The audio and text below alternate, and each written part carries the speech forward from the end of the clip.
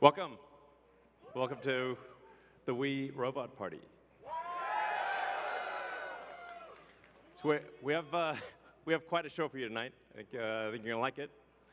Uh, as you can see, I just arrived in the Robotaxi, the Cybercab, and there's 20 more where that came from.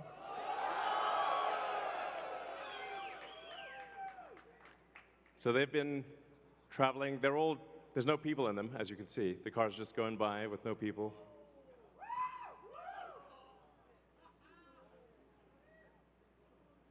And we have 50 fully autonomous cars here tonight. Uh,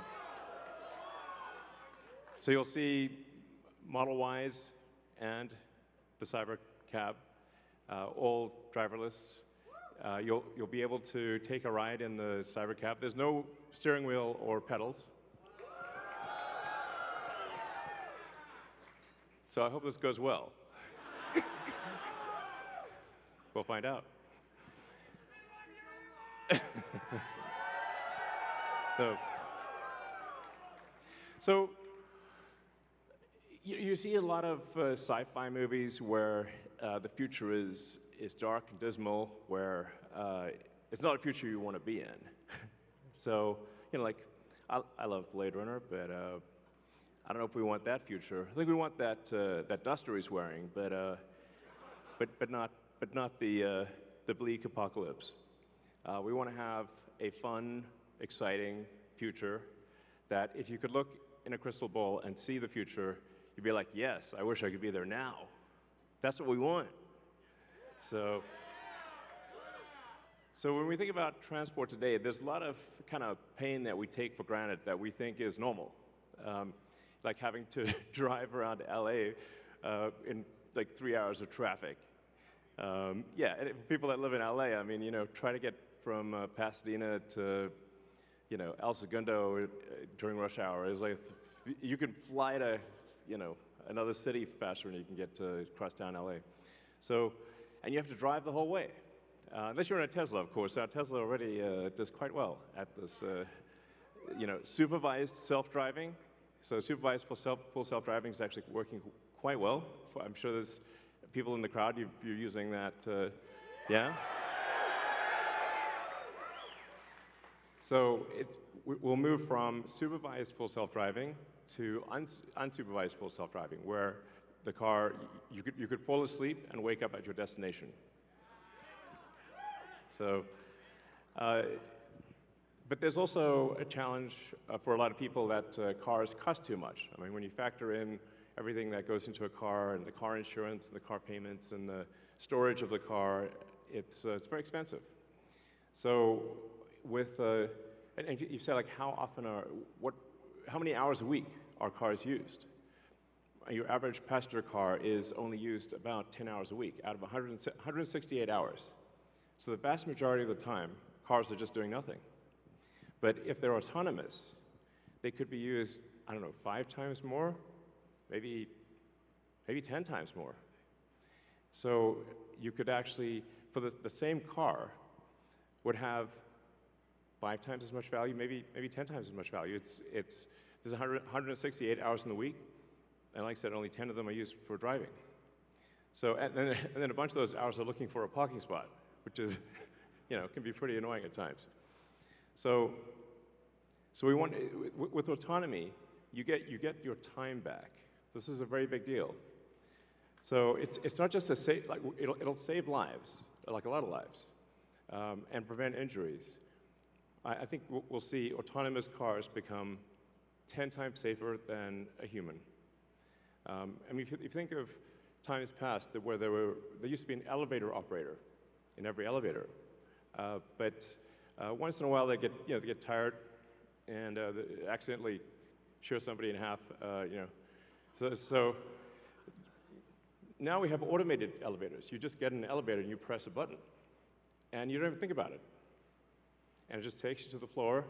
And if you did see an elevator operator with a big relay switch, you'd be like, that's weird. Now that's how cars will be.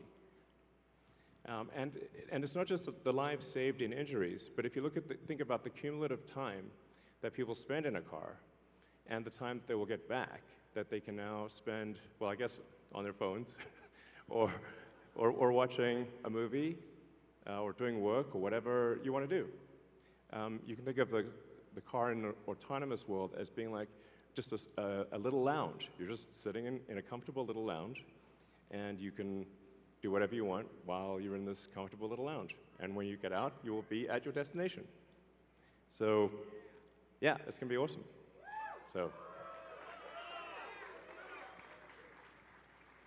So in fact, I think the cost of autonomous transport will be so low that you can think of it like individualized mass transit.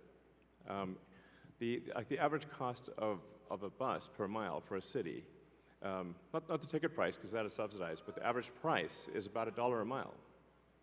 Whereas the cost of Cybercab, we think probably over time, the operating cost is probably going to be around 20 cents a mile. And price, including taxes and everything else, probably ends up being 30 or 40 cents a mile. So yes, and you will be able to buy one.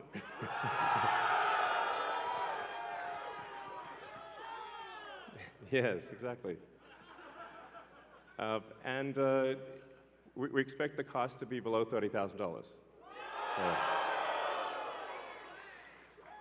And I think there'll be an interesting, business model where, like, let's say somebody is an, Uber or Lyft driver today, where they can actually sort of manage a fleet of cars, and sort of manage, I don't know, 10, 20 cars, and just sort of, take care of them like a shepherd tends their flock.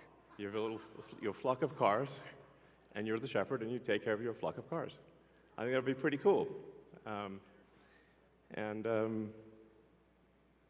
think it's going to be a glorious future. It's going to be really something special.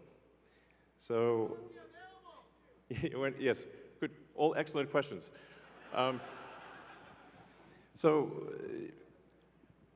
we do expect actually to start fully autonomous, unsupervised FSD in Texas and California next year. And that's with the Model 3 and Model Y. And then we expect to be in production with the Cybercab, which is really highly optimized for autonomous transport in probably, well, I tend to be a little optimistic with timeframes, but in 2026. So, yeah, before 2027, let me put it that way. We'll make this vehicle in very high volume, but well before that, you will experience a robotic taxi via the Model 3 and Model Y program, and Model S and X too. But your 3 and Y will achieve unsupervised full self-driving with permission in wherever regulators essentially approve it in the U.S. and then to follow in outside the U.S. So, and Cybertruck too, yes, of course. Sorry, I don't want to forget. Yes. All our cars, basically, all cars that we make. So, let's not get nuanced here. All right, next slide.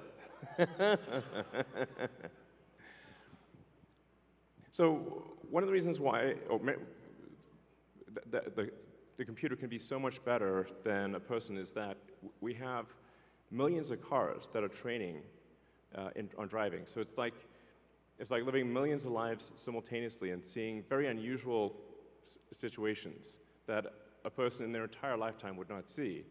But hopefully, yeah, exactly. So, with that amount of training data, it's obviously going to be much better than what a human could be, because you can't live a million lives. And it's also, it can see in all directions simultaneously, and it doesn't get tired or text or any of those things. So it will naturally be, like I said, 10, 20, 30 times safer than a human, just for all those reasons. I want to emphasize that the solution that we have is AI and vision. So there's no expensive equipment needed. So the Model 3 and Model Y and S and X that we make today will be capable of full autonomy unsupervised. And that means that our cost of producing the vehicle is low. Now, we are going to actually overspec the computer for the Cybercab. So our AI5 computer will be somewhat overspec'd. And because I think there's actually also an opportunity, sort of like in Amazon Web Services, where if the car is driving for 50 hours a week, there's still over 100 hours left. And there's a potential there to have a massive amount of distributed inference compute, where if you've got, like, say, a fleet of 100 million vehicles and a kilowatt of efficient inference compute, you have 100 gigawatts of compute, which is really quite substantial. If it's there, you might as well use it. So, yeah, so that I think will make sense. So, all right. So our autonomous future is here. As I said, we've got 50 Teslas driving autonomously. We're trying to give you a sense of what cities will be like in the future.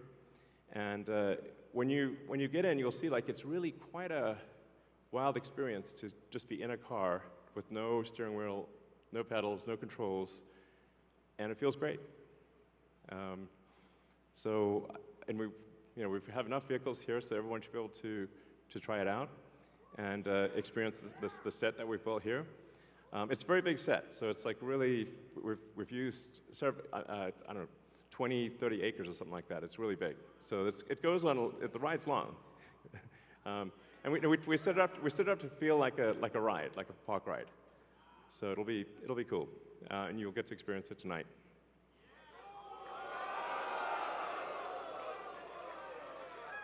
Something we're also doing is, and it's really high time we did this, is inductive charging. So the Robotaxi has no plug. It just goes over the inductive charger and charges. So yeah, it's kind of how it should be. Thanks, guys. I love you too. So one of the things that, like, is really interesting is how will this affect the cities that we live in? And when you drive around a city, or when the car drives you around a city, you'll see there's a lot of parking lots. There's parking lots everywhere, parking garages. So what would happen if you have an autonomous world is that you can now turn parking lots into parks. And so we're taking the ing lot out of parking lot. You're welcome. So there's a lot of opportunity to create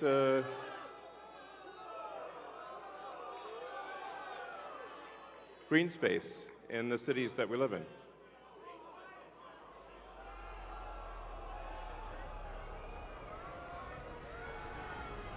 So that would be quite fantastic.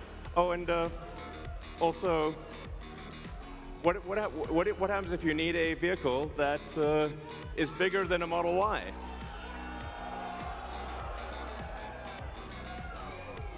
The Robovan. The Robovan is we're going to make this, and it's going to look like that. Now, can you imagine going down the streets and you see this coming towards you? That'd be sick.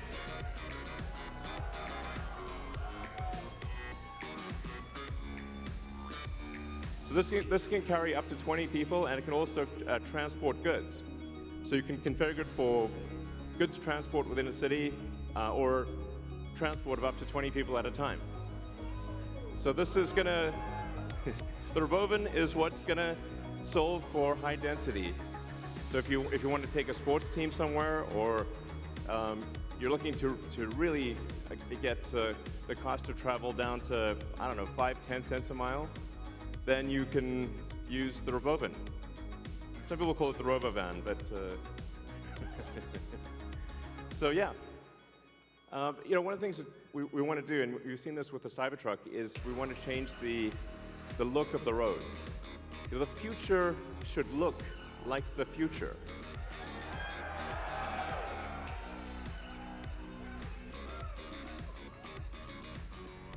So, speaking of robots, so everything we've developed for our cars, the batteries, power electronics, the advanced motors, gearboxes, the software, the AI inference computer, it all actually applies to a humanoid robot. It's the same techniques. It's just a robot with arms and legs instead of a robot with wheels. And we've made a lot of progress with Optimus. And as you can see, we started with someone in a robot suit, sort of down, and then we've progressed dramatically year after year. So if you extrapolate this, you're really going to have something spectacular, something that anyone could own. So you could have your own personal R2-D2 C3PO. And I think at scale, this would cost something like, I don't know, $20,000, $30,000. Probably less than a car, is my prediction long term. Now, it'll take us a minute to get to the long term, but fundamentally at scale, the Optimus robot, you should be able to buy an Optimus robot for, I think, probably $20,000 to $30,000 long term. So, and what can it do? It'll basically do anything you want. So it can be a teacher, babysit your kids. It can walk your dog, mow your lawn, get the groceries, just be your friend, serve drinks. Whatever you can think of, it will do. And yeah, it's going to be awesome. I think this will be the biggest product ever of any kind. Yeah. Because I think everyone, of the 8 billion people of Earth, I think everyone's going to want their Optimus buddy. And there's going to be maybe two, and then they'll be producing products and services. I predict, actually, provided we address risks of digital superintelligence, 80% probability of a good outcome. Look on the bright side. The cup is 80% full. The cost of products and services will decline dramatically, and basically anyone will be able to have any products and services they want. It will be an age of abundance, the likes of which people have almost no one has envisioned. It'll be something special. So, now one of the things we wanted to show tonight was that Optimus is not a canned video. It's not walled off. The Optimus robots will walk among you. Please be nice to the Optimus robots. So you'll be able to walk right up to them, and they'll serve drinks at the bar. And you'll directly, I mean, that's just, it's a wild experience just to have humanoid robots, and they're there, you're just in front of you. So, yeah, with that, let's party.